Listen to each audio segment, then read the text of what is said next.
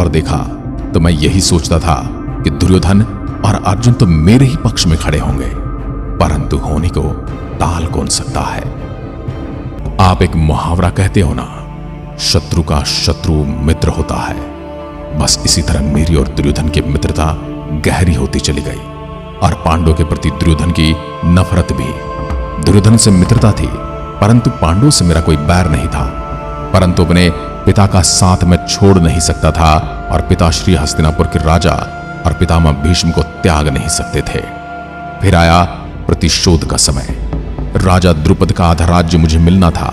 मेरे पिता ने गुरु दक्षिणा में यही मांगा था पांडवों की ओर से।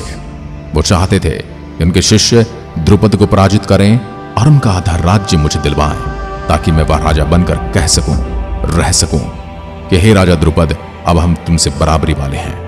जैसा कि राजा द्रुपद ने मेरे पिता को वचन दिया था और फिर उससे मुकर गए थे, इसलिए वो राज्य पाना हमारा अधिकार था।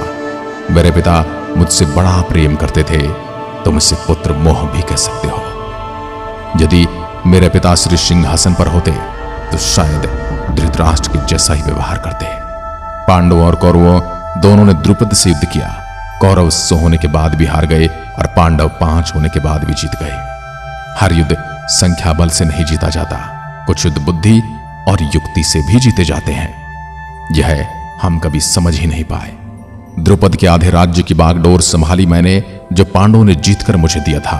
और एक दिन फिर ऐसा भी आया कि पांडवों की राजधानी भी मुझे सौंप दी गई और मैंने उस पर भी राज्य किया। बेचारे शकुनी मामा हमें ये समझाते समझाते थक गए।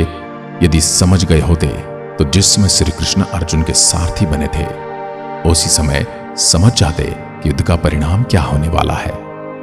पर हम तो नारायणी सेना प्राप्त करके स्वयं को अजय मान बैठे थे।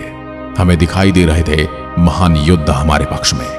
एक और द्रोणाचार्य जो मेरे पिता, एक और पितामह भीष्म और उनके साथ खड़े हुए मेरे मामा श्री कृपाचार्य और पिताश्री द्रोणाचार्य। कर्ण जैसे योद्धा को देखकर हम फूले नहीं समा रहे थे। द्रुपद को पराजित करने के बाद मुझे दोहरी प्रसन्नता थी, एक राज्य प्राप्त होने की और दूसरी प्रतिशोध पूरा होने की। लेकिन इस जीत से मुझे थोड़ी निराशा भी थी, क्योंकि यह विजय मुझे अर्जुन के